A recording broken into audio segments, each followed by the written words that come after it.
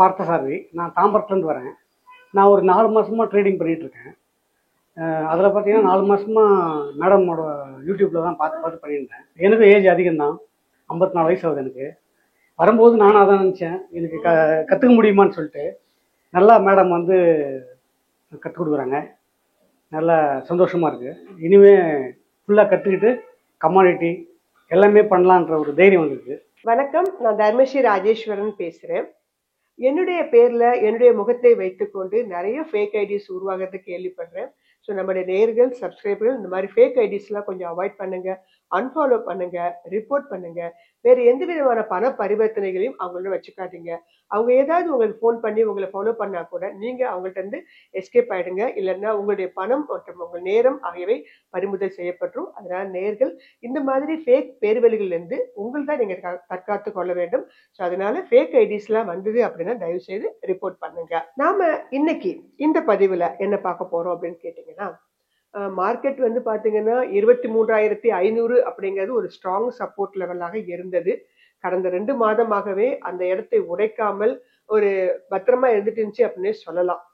ஆனா தற்போது பாத்தீங்கன்னா அந்த 23,500 வெள்ளிக்கிழமை அன்று உடைத்து இன்னும் சற்று இறங்கி இருக்குது. ஸோ இந்த நிலை இன்னும் 2-3 நாட்களுக்கு நீடிக்குமானால் அடுத்த லெவலான 23,000 அப்படிங்கிற ஒரு மேஜிக்கல் நம்பரை நோக்கி மூவ் ஆக ஆரம்பிச்சிடும். ஏன்னா வேர்ல்டு மார்க்கெட்ல நடக்கக்கூடிய பிரச்சனைகளை உன்னிப்பா கவனிச்சு பாருங்க. ஏன்னா வேர்ல்டு மார்க்கெட்டை பொறுத்த மட்டும் பாத்தீங்கன்னா யுஎஸ் அமெரிக்காவுடைய ஜனாதிபதி தேர்தல் முடிஞ்சு வர 20ஆம் தேதி அவர் பதவி ஏற்கிறாரு. ஸோ இந்த வேர்ல்டு மார்க்கெட்ல அமெரிக்காவும் சரி, சைனாவும் சரி, 2 பேருமே இனி அடுத்து வரக்கூடிய 4 வருடங்களுக்கு நிச்சயமாக பெரிய பெரிய பிரச்சனைகளை உண்டு பண்ணிட்டே இருப்பாங்க. இவங்க 2 பேருக்குள்ளயுமே ஒரு இன்டர்னல் வார் நடந்துட்டே இருக்கும். ஸோ இதெல்லாம் வந்து மற்ற மார்க்கெட்டை வந்து பாதிக்குமா அப்படின்னு கேட்டீங்கன்னா நிச்சயமாக பாதிச்சு தான் இருந்துச்சு. இப்பயும் பாதிப்பு அப்படிங்கிறது இருக்கும்.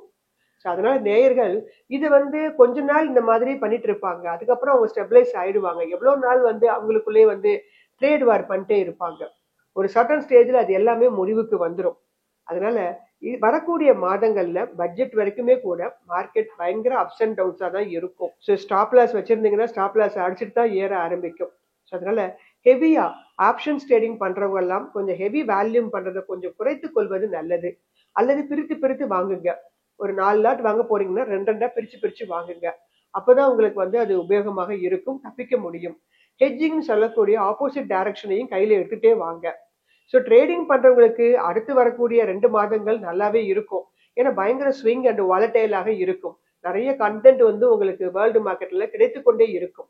ஆனா இதே ஸ்விங் ட்ரேடிங் பண்றவங்க வாங்கி மார்க்கெட் இறங்கும் போது வாங்குங்க. அடுத்து 1 வாரம் 10 நாள் கழிச்சு திடீர்னு ஒரு ஸ்பைக் கொடுக்கும். அந்த இடத்துல நீங்க வித்தரலாம். இங்க பிரச்சனையே லாங் டேர்ம் இன்வெஸ்டர்ஸ்க்கு. ஸோ லாங் டேர்ம் இன்வெஸ்ட்மெண்ட் வரும்போது ஏற்கனவே வாங்கினவங்க எல்லாருமே அடுத்து ஒரு அப் ட்ரெண்ட் வரும் நம்ம காத்துட்டு இருக்கிறோம். ஆனா அப் ட்ரெண்ட் நோக்கி மார்க்கெட் மூவ் ஆகல. ஆனா அதுக்காக மார்க்கெட் டவுன் ட்ரெண்ட்லயே இருந்து விடாது. ஸோ அப்செட் ஆகாம, ஏன்னா டவுன் ட்ரெண்ட் மார்க்கெட்ல என்ன பண்ணணும் அப்படின்னு கேட்டீங்கன்னா, ஒண்ணு பணம் இருந்தா நம்ம என்ன பண்ணலாம், இன்வெஸ்ட் பண்ணலாம் அல்லது ஆவரேஜ் பண்ணலாம். எந்த பங்குகள் உங்களுக்கு நீங்க வாங்குற இடத்துல இருந்து 40% கீழே இறங்கி இருக்குதோ, நல்ல ஃபண்டமெண்டலி ஸ்ட்ராங்கா இருக்கக்கூடிய கம்பெனிகளாக இருக்கும் பட்சத்துல உங்களிடம் பணம் இருந்தா நீங்க மறுபடியும் அதே கம்பெனியை வாங்கலாம்.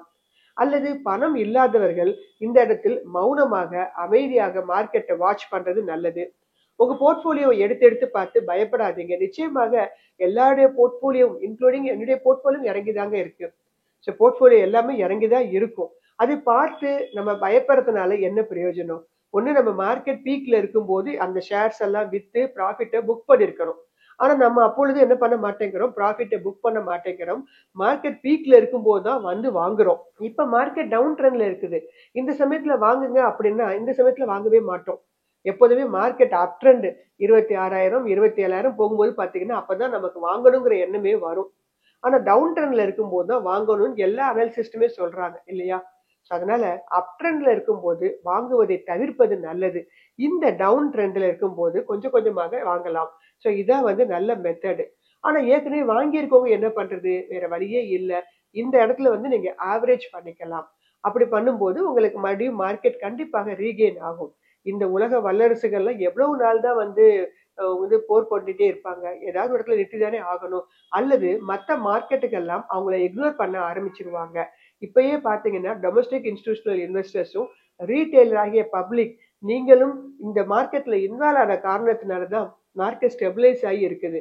ஸோ இன்னும் கொஞ்ச நாள் இது நல்லா நீடிக்கும் பட்சத்துல நம்மளுடைய டொமஸ்டிக் இன்ஸ்டிடியூஷனல் இன்வெஸ்டர்ஸும் ரீட்டைலரும் அதிகமான அளவுக்கு இந்தியன் மார்க்கெட்ல இன்வெஸ்ட் பண்ண ஆரம்பிச்சிட்டோம்னா இவங்க 2 பேரும் என்னதான் பண்ணிட்டு இருந்தாலும் அதை நம்மளுடைய இந்தியன் மார்க்கெட்டை இக்னோர் பண்ண ஆரம்பிச்சிடும்.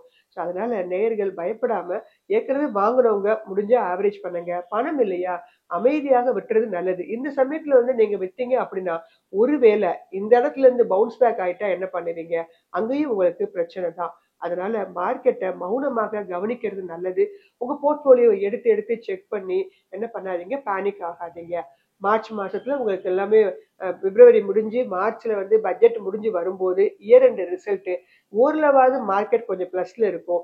அந்த சமயத்துல நீங்க உங்க போர்ட்போலியோ எடுத்து பார்த்து ஷேர்ஸ் எல்லாம் செல் பண்ணி ஏன்னா டாக்ஸ் ஹார்வெஸ்டிங் பண்ணலாம். ஸோ அதுக்கு உதவிகரமாக இருக்கும். நான் அப்ப அந்த பதிவை நான் உங்களுக்கு கொடுக்குறேன். புதுசா இப்பதான் மார்க்கெட்டுக்கு வர்றவங்களுக்கு ரொம்ப நல்ல சாய்ஸுங்க. நீங்க தாராளமாக நீங்க ஷேர்ஸ் எல்லாம் நல்ல ரேட்ல 40-50% கம்மியா கிடைச்சுட்டு இருக்கு. நீங்க தாராளமாக நல்ல கம்பெனிகளாக திறனாய்வு செய்து வாங்குறதுக்கு முயற்சி பண்ணுங்க. ஆனா அடுத்து வரக்கூடிய 2 வாரங்களுக்கு மார்க்கெட் ஹைலி வாலட்டைலா இருக்கும். ஸோ நேயர்கள் உள்ளூர் செய்திகள், உலக செய்திகள் இதெல்லாம் தெரிந்து வைத்துக் கொண்டு ட்ரேடிங்ல ஈடுபடுறவங்க கவனமாக ஈடுபடுங்க. நான் இன்னைக்கு உங்களுக்கு என்ன பதிவுக்கு வந்திருக்கேன் அப்படின்னா, வேர்ல்டு மார்க்கெட் எப்படி வேணா இருந்துட்டு போட்டோம், நம்மளுடைய இந்தியாவுடைய இண்டஸ்ட்ரியல் ப்ரொடக்ஷன் டேட்டா அப்படின்னு சொல்லுவாங்க, ஐஐபி டேட்டா. இந்த டேட்டா எவ்வளவு கொடுத்திருக்காங்கன்னா 5.2% கொடுத்திருக்காங்க. கடந்த 6 மாதத்துல இல்லாத அளவுக்கு ஹையஸ்ட் growth அப்படின்னு ரிப்போர்ட் வந்திருக்கு. ஜிடிபி கொஞ்சம் கம்மியாக இருந்த போதிலும் இண்டஸ்ட்ரின்னு சொல்லுவோம், அதெல்லாம் உங்களுக்கு எக்ஸ்பிளைன் பண்றேன். ஸோ அதோடைய ஒரு டேட்டா ஒவ்வொரு மாதமும் 12ஆம் தேதி வரும். எக்ஸ்பெக்டேஷன் இருந்தது 4.1 தான். ஆனா வந்த ரிசல்ட் அதிகமாக 5.2 வந்திருக்கு. இது நம்மளுடைய இந்தியன் மார்க்கெட்டுடைய குட் growth தான் உங்களுக்கு காட்டுது. இதுல பாத்தீங்கன்னா ஒரு 6 இண்டஸ்ட்ரி எடுத்துக்குவாங்க. எலக்ட்ரிசிட்டி ப்ரொடக்ஷன் 4.4% அப் ட்ரெண்ட் கொடுத்திருக்காங்க. மேனுஃபேக்சரிங் ப்ரொடக்ஷன் 5.8% கொடுத்திருக்காங்க. கேபிட்டல் குட்ஸ் ப்ரொடக்ஷன் 9% கொடுத்திருக்காங்க. இன்ஃப்ராஸ்ட்ரக்சர் 10% ப்ரொடக்ஷன் அப் கொடுத்திருக்காங்க. கன்சியூமர் டியூரபிள்ஸ் 10% கொடுத்திருக்காங்க. மைனிங் ப்ரொடக்ஷன் ரொம்ப கம்மியாக 1.9% கொடுத்திருக்காங்க. இவங்க எல்லாம் உள்ளடக்கி ஒரு ஆவரேஜ் தான் இந்த இண்டஸ்ட்ரியல் ப்ரொடக்ஷன் அப்படி சொல்லக்கூடிய இந்த டேட்டா. ஸோ அதனால இது நல்லாவே வந்திருக்கு. அதனால இது சம்பந்தப்பட்ட சில கம்பெனிகள் லிஸ்ட் நான் உங்களுக்கு கொடுக்குறேன். இது உங்களுடைய போர்ட்போலியோல இந்த கம்பெனிகள்லாம் இருக்குதான்னு பாருங்க. இவங்கெல்லாம் ஒரு மெயினான இண்டஸ்ட்ரி, ஒரு கோர் பிசினஸ் அப்படின்னு நம்ம சொல்லலாம். Apart from the traditional sector, இந்த கம்பெனிகள் எல்லாமே கூட நல்ல கம்பெனிகள். உங்களுக்கு நீண்ட கால அடிப்படையில் வாங்குறவங்களுக்கு ஒரு நல்ல சாய்ஸாக இருக்கும். இது என்னுடைய தனிப்பட்ட கருத்து தான். ஒரு எஜுகேஷனல் பர்பஸ்க்காக நான் தரக்கூடிய ஒரு வீடியோ. நீங்க நன்கு திறனாய்வு செய்து உங்களுக்கு பிடித்த கம்பெனிகளாக நீங்க வாங்கி வச்சுக்கோங்க. இதெல்லாம் ஒரு பை செல் ரெக்கமெண்டேஷன் அப்படின்னு எடுத்துக்காதீங்க. இந்த கம்பெனிகள்லாம் நோட் பண்ணி வைங்க. நல்ல ஃபண்டமெண்டலி டெக்னிக்கல் அனாலிசிஸ் எல்லாம் பண்ணிட்டு அதுக்கப்புறமாக நீங்க இந்த ஷேர்ஸ் எல்லாம் வாங்க ஆரம்பிக்கலாம். இதுல ஃபர்ஸ்ட் நான் சொன்னேன் இல்லையா, எலக்ட்ரிசிட்டி ப்ரொடக்ஷன். இதுல இருக்கக்கூடிய கம்பெனி ஒரு 3 கம்பெனி பார்க்கலாம். Tata Power current market price 356 அப்படிங்கிற இடத்துல ட்ரேட் ஆயிட்டு இருக்கு. இந்த கம்பெனியுடைய ப்ராஃபிட் ஆஃப்டர் டாக்ஸ் 3102 கோடி. ஸோ எலக்ட்ரிசிட்டி ப்ரொடக்ஷன்ல நல்ல ஒரு தரமான இடத்தை பிடித்திருக்கக்கூடிய கம்பெனி இந்த டாடா பவர். அடுத்ததாக என்டிபிசி கரண்ட் மார்க்கெட் பிரைஸ் 308 அப்படிங்கிற இடத்துல ட்ரேட் ஆயிட்டு இருக்கு. மார்க்கெட் கேப் பாத்தீங்கன்னா 2,98,899 கோடி. நல்ல டிவிடெண்ட் தரக்கூடிய ஒரு கம்பெனி. இந்த கம்பெனியும் பாத்தீங்கன்னா நீண்ட கால அடிப்படையில் வாங்குறவங்களுக்கு எப்போதுமே ஒரு நல்ல சாய்ஸாக இருக்கும். ஒரு நவரத்ன கம்பெனியும் கூட. அடுத்ததாக இந்த எலக்ட்ரிசிட்டி ப்ரொடக்ஷன்ல power grid current market price 300 ரூபா அப்படிங்கிற இடத்துல ட்ரேட் ஆயிட்டு இருக்கு. மார்க்கெட் கேப் 2,78,739 கோடி. இந்த கம்பெனியுடைய பேட் பாத்தீங்கன்னா 15,592 கோடியாக இருக்குது. டிவிடெண்ட் நல்ல டிவிடெண்ட் 3.75 கொடுத்துட்டு வர்றாங்க. ரிட்டர்ன் ஆன் ஈக்விட்டியாக 17% இருக்குது. ஸோ எலக்ட்ரிசிட்டி ப்ரொடக்ஷன்ல இருக்கக்கூடிய அந்த 3 கம்பெனிகளுமே நீண்ட கால அடிப்படையில் வாங்குறவங்களுக்கு ஒரு நல்ல சாய்ஸாகவும் இருக்கும். ஸ்விங் ட்ரேடிங் பண்றவங்களுக்கும் ஒரு நல்ல சாய்ஸாக இருக்கும். அடுத்ததாக மிக முக்கியமான மேனுஃபேக்சரிங் ப்ரொடக்ஷன். இதுல இருக்கக்கூடிய முதல் கம்பெனி டிக்சன் டெக்னாலஜி.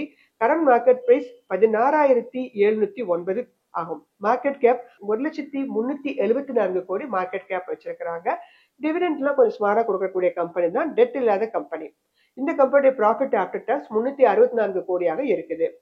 இரண்டாவதாக பார்க்க போற company CG power. Current market price 650 அப்படிங்கிற இடத்துல ட்ரேட் ஆயிட்டு இருக்கு. மார்க்கெட் கேப் 99,399 கோடியாகவும் டிவிடெண்ட் தரக்கூடிய ஒரு கம்பெனியாகவும் இருக்கிறாங்க. Return on equity 30%. இந்த கம்பெனி ஒரு ஜீரோ டெப்ட் கம்பெனி. மேனுபேக்சரிங் லைன்ல பார்க்க போற அடுத்த company Bharat Forge. Current market price 1209 ரூபாய் அப்படிங்கிற இடத்துல ட்ரேட் ஆயிட்டு இருக்கு. இந்த கம்பெனி மார்க்கெட் கேப் 57,841. இந்த கம்பெனி ப்ராஃபிட் ஆஃப்டர் டாக்ஸாக 904 கோடி கொடுத்துட்டு வராங்க. மேனுபேக்சரிங் லைன்ல இருக்கக்கூடிய இந்த மூன்று கம்பெனிகளுமே மிகச்சிறந்த ஃபண்டமெண்டலி ஸ்ட்ராங்கான கம்பெனிகளும் கூட. மூன்றாவதாக நான் சொன்ன ப்ரொடக்ஷன் பார்த்தீங்கன்னா கேபிட்டல் குட்ஸ். இதுல உங்களுக்கு நன்கு அறிமுகமான லாஸ்வன் டர்போ, எல்என்டி. இந்த கம்பெனி கரண்ட் மார்க்கெட் பிரைஸ் 1209 அப்படிங்கிற இடத்துல ட்ரேட் ஆயிட்டு இருக்கு. இந்த கம்பெனி ரிட்டர்ன் ஆன் ஈக்விட்டி 13% தன்னகத்தை வச்சிருக்காங்க. இரண்டாவதாக பிஹெச்இஎல். கரண்ட் மார்க்கெட் பிரைஸ் 204 அப்படிங்கிற இடத்துலயும் மார்க்கெட் கேப் 71,204 கோடியாகவும் இருக்குது. இந்த கம்பெனி டிவிடெண்ட் நல்லா தரக்கூடிய ஒரு கம்பெனி. டெட் 0.36 வச்சிருக்காங்க. மூன்றாவதாக கேபிட்டல் குட்ஸ் வரிசையில் நல்ல தரமான கம்பெனி பார்த்தீங்கன்னா சீமென்ஸ். சீமென்ஸுடைய கரண்ட் மார்க்கெட் பிரைஸ் 6,104 அப்படிங்கிற இடத்துல ட்ரேட் ஆயிட்டு இருக்கு. மார்க்கெட் கேப் 2,17,404 கோடி. இது எல்லாமே பெரும்பாலும் லார்ஜ் கேப் கம்பெனி, ஜீரோ டெப்ட் கம்பெனியாகவும் இருக்கக்கூடியது. நல்ல ஒரு கேபிட்டல் குட்ஸ் எப்போதுமே தேர்ந்தெடுத்து வச்சுக்கோங்க. ஏன்னா இவங்க எல்லாருமே ஹெவி டியூட்டி வெஹிக்கிள்ஸ் தயாரிச்சு கொடுக்கக்கூடியவங்க. நீண்ட கால அடிப்படையில் வாங்குறவங்களுக்கு இந்த கம்பெனிகள் எல்லாமே நல்ல லாபத்தை கொடுக்கக்கூடிய கம்பெனிகளாக எப்போதுமே அமைஞ்சிருக்கு. அடுத்ததாக இன்ஃப்ராஸ்ட்ரக்சர். இன்ஃப்ராஸ்ட்ரக்சர் பார்த்தீங்கன்னா அடுத்து வரக்கூடிய பட்ஜெட்ல உங்களுக்கு கேபிட்டல் எக்ஸ்பெண்டிச்சர்லாம் கொடுக்கக்கூடிய வாய்ப்புகள் இருக்கு. இதுல சில கம்பெனிகளாக என்னுடைய தரவரிசையில் நான் எடுத்திருக்கக்கூடிய company NCC. Current market price 251 அப்படிங்கிற இடத்துல ஆயிட்டு இருக்கு. மார்க்கெட் கேப் 15,762 கோடியாக இருக்கிறாங்க. இரண்டாவதாக ஆப்கான் இன்ஃப்ராஸ்ட்ரக்சர். சமீபத்தில் ஐபிஓ வழியாக உள்ள வந்த கம்பெனி. கரண்ட் மார்க்கெட் பிரைஸ் 498 அப்படிங்கிற இடத்துல ஆயிட்டு இருக்கு. மார்க்கெட் கேப் 18,345 கோடியாக இருக்கிறாங்க.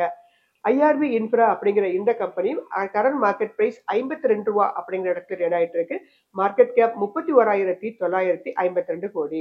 இந்த கம்பெனியோட டெட் கொஞ்சம் 0.57 அப்படிங்கிற இடத்துல நின்றுட்டு இருக்காங்க. அடுத்ததான் நம்ம பார்க்கக்கூடிய இந்த ஐஐபி டேட்டால கன்சியூமர் டியூரபிள்ஸ் ஒரு முக்கிய பங்களிப்பை கொடுத்திருக்காங்க. கிட்டத்தட்ட 10% உங்களுக்கு அப் ட்ரெண்ட் கொடுத்திருக்காங்க. அதுல இருக்கக்கூடிய 3 கம்பெனிகளாக நான் தேர்ந்தெடுத்திருக்கிறது ஹேவல்ஸ். கரண்ட் மார்க்கெட் பிரைஸ் 1,600 அப்படிங்கிற இடத்துல ட்ரேட் ஆயிட்டு இருக்கு. மார்க்கெட் கேப் 1,326 கோடியாக இருக்கிறாங்க. டிவிடெண்ட் ஈல்டு நல்லா தரக்கூடிய கம்பெனியாகவும் ரிட்டர்ன் ஆன் ஈக்விட்டி 17% வச்சிருக்காங்க. இந்த கம்பெனி ஒரு ஜீரோ டெப்ட் company. Voltas. Current market price 1,663 அப்படிங்கிற இடத்துல ட்ரேட் ஆயிட்டு இருக்கு. மார்க்கெட் கேப் 55,042 கோடியாகவும் டிவிடெண்ட் ஈல்டு தரக்கூடிய கம்பெனியாகவும் இருக்கிறாங்க. இந்த கம்பெனியோட டெப்ட் 0.12 அப்படிங்கிற இடத்துல இருக்கிறாங்க. ப்ளூ ஸ்டார் அப்படிங்கிற இந்த கம்பெனி இவங்களுடைய கரண்ட் மார்க்கெட் பிரைஸ் 1,977 ரூபாயாக இருக்கிறாங்க. மார்க்கெட் கேப் 40,659 கோடி. இந்த கம்பெனிகளுக்கும் எப்போதுமே நீட்ஸ் இருக்குது. ஏன்னா அடுத்து வரக்கூடிய சம்மர்ல எல்லாம் பாத்தீங்கன்னா நிறைய ஏசி இந்த மாதிரி கம்பெனி இதெல்லாம் வாங்கும் போது இந்த கன்சியூமர் டியூரபிள்ஸ் இன்னும் நல்ல லாபத்தை கொடுப்பதற்கான வாய்ப்புகள் உண்டு. இறுதியா நம்ம இந்த வருஷத்துல பார்க்க போறது மைனிங் ப்ரொடக்ஷன். இதுல இருக்கக்கூடிய முதல் company Hindalco. Current market price 574 அப்படிங்கிற இடத்துல ட்ரேட் ஆயிட்டு இருக்கு. மார்க்கெட் கேப் 1,29,091 கோடியாக இருக்கிறாங்க. இந்த கம்பெனியோட ப்ராஃபிட் ஆஃப்டர் டாக்ஸ் 10,153 கோடியாக இருக்குது. இந்த கம்பெனியோட டெட் 0.51 அப்படிங்கிற இடத்துல இருக்கிறாங்க. இரண்டாவதாக நேஷனல் அலுமினியம் அப்படிங்கிற இந்த கம்பெனி கரண்ட் மார்க்கெட் பிரைஸ் 202 ரூபாய் அப்படிங்கிற இடத்துல ட்ரேட் ஆயிட்டு இருக்கு. இது ஒரு ஜீரோ டெப்ட் கம்பெனி. மார்க்கெட் கேப் 37,147 கோடியாக இருக்கிறாங்க. மூன்றாவது பார்க்க போற company Hindustan Zinc. Current market price 433 அப்படிங்கிற இடத்துல ட்ரேட் ஆயிட்டு இருக்கு. மார்க்கெட் கேப் 1,83,104 கோடி. ஸோ இந்த கம்பெனிகள் எல்லாமே இந்த ஐஐபி அப்படின்னு சொல்லக்கூடிய இந்த டேட்டால முக்கிய பங்களிப்பை கொடுக்கக்கூடிய கம்பெனிகளாக இருக்கிறாங்க. நிறைய கம்பெனிகள் இருக்கிறாங்க. நான் அதுல என்னுடைய தரவரிசையில் இருக்கக்கூடிய ஒரு நல்ல கம்பெனிகளாகவும் நல்ல மார்க்கெட் கேப்பு, நல்ல ப்ரமோட்டர் ஹோல்டிங்ஸ், இந்த மாதிரி டிவிடெண்ட் இந்த பேராமீட்டர்லாம் செக் பண்ணிட்டு இந்த கம்பெனிகள்லாம் உங்களுக்கு கொடுத்துருக்கேன். ஸோ நேயர்கள் இதெல்லாம் நோட் பண்ணி வச்சுக்கோங்க. எல்லாத்தையும் ஒன்னா வாங்கணும் அவசியம் இல்லை.